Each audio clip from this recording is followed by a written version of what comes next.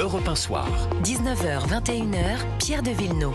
Avec pour m'entourer Vincent Roy, bonsoir. Bonsoir Pierre de Villeneuve. Et Raphaël Steinville du JDD, bonsoir Raphaël. Bonsoir cher Pierre. Et notre invité Jean-Yves Le Borgne, bonsoir. Bonsoir. Bonsoir maître, avocat, ancien bâtonnier du barreau de Paris. Cette information, en 2026, les juridictions françaises vont libérer des criminels faute de pouvoir les juger dans les temps. Concrètement, c'est la cour criminelle d'Aix-en-Provence qui sonne justement cette alerte. 19 accusés criminels qui devront être remis en liberté 2026, faute de pouvoir être jugés dans les délais légaux de détention. Jean-Yves Le Borgne, ça veut dire quoi? Ça veut dire qu'il y a des délais légaux pour juger quelqu'un? Il y a des délais légaux pour juger quelqu'un en le maintenant en détention. C'est ça. Dès lors que la personne est libérée, le délai ne joue plus. Et il est évident que même si ces délais sont longs, on est à plus de 4 ans avec diverses prorogations, le délai de base c'est 1 an. Inutile de vous dire qu'il n'est pratiquement jamais respecté. Là, monsieur le procureur général de la cour d'appel d'Aix-en-Provence, Franck Rastoul, dit nous coulons, dit-il, dans le Figaro, lorsque nous atteignons des délais de 75 mois et même plus pour juger un viol. 75 mois. Alors, combien? C'est 75 mois, par définition, la personne aura été libérée avant ce délai. Voyez-vous, moi je pense que ces propos de magistrats se réfèrent à des manques de moyens et à l'appel à des magistrats supplémentaires. Peut-être faut-il de temps en temps avoir un peu d'imagination. Il y a quelques années, on l'a oublié, il y avait une proposition qui me paraissait intéressante, parce qu'il y a 2 types d'affaires.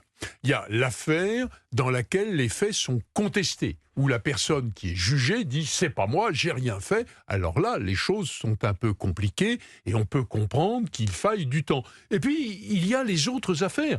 J'aurais tendance à penser qu'elles sont majoritaires, dans lesquelles, au contraire, la personne poursuivie dit « bah oui, c'est moi ». Mais je vais vous expliquer, voilà.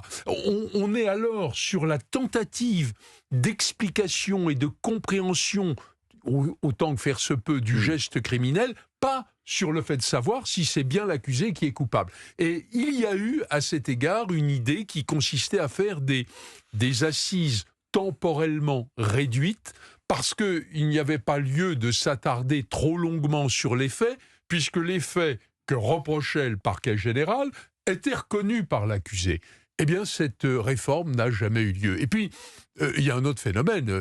J'ai, j'allais dire hélas, une carrière bien longue, mais il y a un certain nombre de décennies, les affaires d'assises que je connaissais duraient à peine la moitié du temps qu'elles prennent aujourd'hui. Mais parce qu'il y avait plus de magistrats ou parce qu'il y avait moins de criminels? Non, parce qu'on allait plus vite. Parce que l'affaire qui est aujourd'hui traitée en 1 semaine se réglait en 2 ou 3 jours. Parce qu'elle est plus complexe, parce qu'il y a des garde-fous, parce qu'il y a des vices de procédure qui sont amenés par les avocats.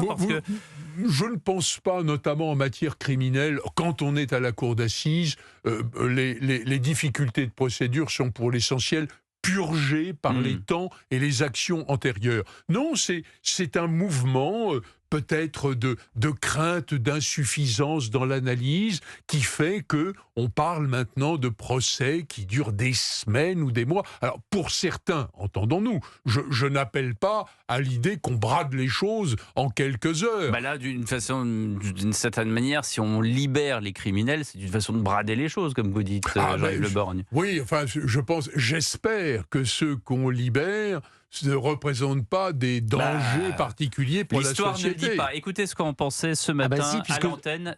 Attendez. Pardon, je suis obligé de vous interrompre, parce que ceux qui sont justement en détention provisoire sont parmi ceux qui sont les plus dangereux. Pas tous, parce que il y a des détentions provisoires qui aboutissent à des libertés. Oui, je vous dis pas, mais mais pour vous, c'est votre quotidien. Tous les criminels. Vous voyez des criminels tous les jours, donc évidemment pour vous, c'est sûr, mais je vois aussi des criminels habitués. Que des juges libèrent alors même qu'ils n'y sont pas contraints. Donc il faut peut-être pas faire une catégorie trop générale, trop aveugle. Il y a des distinguos à faire selon les personnes. La différence entre Steinville et vous, c'est que lui, il voit le verre à moitié plein et vous voyez le verre à moitié vide.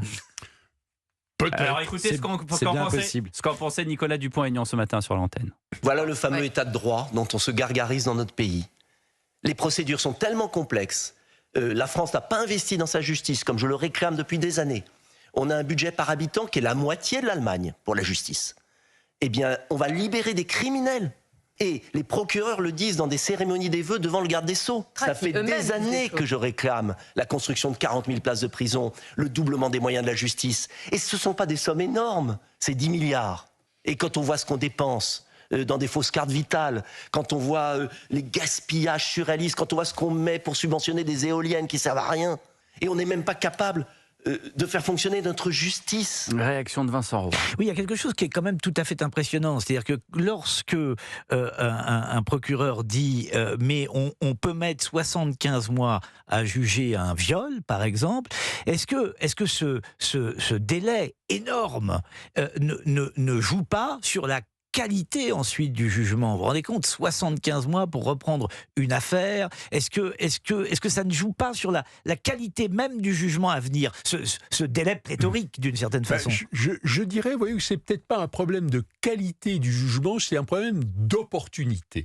Lorsque le jugement intervient à une trop grande distance des faits, il perd un peu de son sens. D'ailleurs, il y a ce problème qui joue pour des affaires qui ne sont pas criminelles, mais pour les mineurs. Oui. Puisque vous savez que pour les mineurs, on déclare la culpabilité, puis on voit quelques mois plus tard quelle peine il faut donner. Ça m'a toujours paru être une absurdité totale, ça. Il faut que les deux soient liés, parce que dire à quelqu'un « vous êtes coupable et maintenant vous rentrez chez vous et on verra plus tard », c'est une aberration. Mais que l'on mette si longtemps dans les affaires criminelles à juger, c'est évidemment regrettable. Alors, il ne faut pas non plus penser qu'il faut juger dans les 3 mois. Savez-vous que Madame Caillot, qui avait assassiné le directeur du Figaro en mars 1914, a été jugée en juillet 1900. C'était peut-être un peu expéditif, là.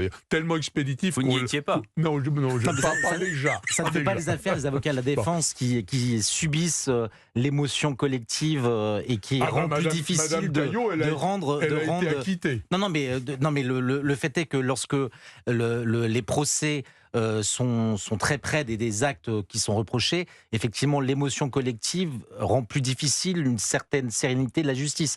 Pour autant, c'est probablement vers cela qu'il faudrait tendre. Non, vous avez raison. Tout à l'heure, vous avez évoqué la possibilité, justement, pour essayer d'éviter cette embolie de la justice, de trouver des solutions. Et je ne sais pas si c'était exactement cela dont vous parliez, mais c'est le plaidé coupable, finalement, qui existe dans certaines matières, mais pas pour les affaires criminelles. Est-ce que pour les affaires criminelles, dès lors qu'il est acquis et que la personne a reconnu les faits, il ne serait pas opportun d'aller vers ça? Et là, je note que les avocats, dans leur immense majorité, s'y opposent. Écoutez, moi, je ne suis pas opposé à une solution de cette nature qui me paraît très raisonnable. Il y a plusieurs questions, enfin, il y en a 2 essentiellement. Dans les affaires pénales, c'est la personne qui comparaît, est-elle coupable? Quand elle dit elle-même qu'elle est l'auteur des faits, ce problème-là est résolu. Et la deuxième question, c'est quelle est la peine opportune? Et voyez-vous, dans une certaine mesure, c'est pas universel, mais dans une certaine mesure, je crois que la peine qui est acceptée par celui qui va en être destinataire est la peine la plus adéquate. Parce que c'est à la fois une reconnaissance de sa responsabilité et une manière d'admettre la punition qui lui tombe sur la tête. Alors, au fond, ne généralisons pas, un certain nombre d'affaires ne pourraient pas faire l'objet du plaidé coupable, comme vous dites. Bon, mais dans une certaine mesure, que ce soit selon la formule correctionnelle qui existe du plaidé coupable ou selon une formule d'audience, mais d'audience plus réduite, c'est quelque chose à quoi il faut réfléchir. Je voudrais terminer cet entretien, parce que le temps passe, mon cher Jean-Yves Le Borgne. Je voudrais votre réaction, même si je sais que c'est très très difficile de se prononcer. Bon, vous avez été bâtonnier, donc c'est peut-être plus facile, sur des affaires qui sont jugées et surtout défendues par des confrères. Le député LFI David Guiraud, on s'en souvient tous, avait insulté dans la salle des 4 colonnes, c'est-à-dire la salle de l'Assemblée nationale où viennent toutes les caméras, les micros, etc., où on intervient et on interviewe les députés. Il avait insulté son collègue Meyer Habib et il l'avait traité de porc et de cochon. il y a eu donc aujourd'hui le jugement et le député LFI David Guiraud a été relaxé. Et il a été relaxé parce que la 17e chambre correctionnelle du tribunal judiciaire de Paris a estimé qu'il n'y avait pas eu d'infraction. Monsieur Meyer Habib va se pourvoir en appel, va plutôt interjeter appel. Il a estimé que tant qu'on fermera les yeux sur des insultes antisémites, on comprendra que dans ce pays, l'antisémitisme va continuer à sévir. Je voudrais avoir votre réaction. Écoutez, je suis obligé de constater, comme vous le rappelez, que le tribunal a estimé qu'il n'y avait pas d'infraction, c'est-à-dire pas d'injure et pas d'arrière-pensée antisémite derrière le propos. Le traite de porc et de cochon. Et il est juif. Pardonnez-moi, à un moment donné... Écoutez, moi, je ne connais pas ce dossier, donc je suis très mal à l'aise. C'est pas un dossier qui est, j'allais dire, obscur. C'est une scène qu'on a vue, revue, re-revue. Ça a été repassé sur toutes les chaînes de télévision. C'était totalement abject, pardonnez-moi. Le fait de traiter un homme de porc et de cochon, de qui qu'il s'agisse, est assez désagréable. Mais quand il est juif, on sait très bien que les juifs ne mangent pas de porc et de cochon. Est-ce pour autant une injure antisémite? J'en sais rien. C'est au tribunal d'apprécier. Comme vous le disiez, la cause est en appel. Attendons que les juges se prononcent. Si le parquet fait appel. Non, mais si les choses nous semblaient entendues, c'est parce que Monsieur Guiraud, par ses déclarations passées, par son positionnement politique, ses prises de parole depuis le 7 octobre, n'a pas fait montre d'une quelconque attention à l'égard des Français de confession juive, des Israéliens en général et des Juifs en particulier.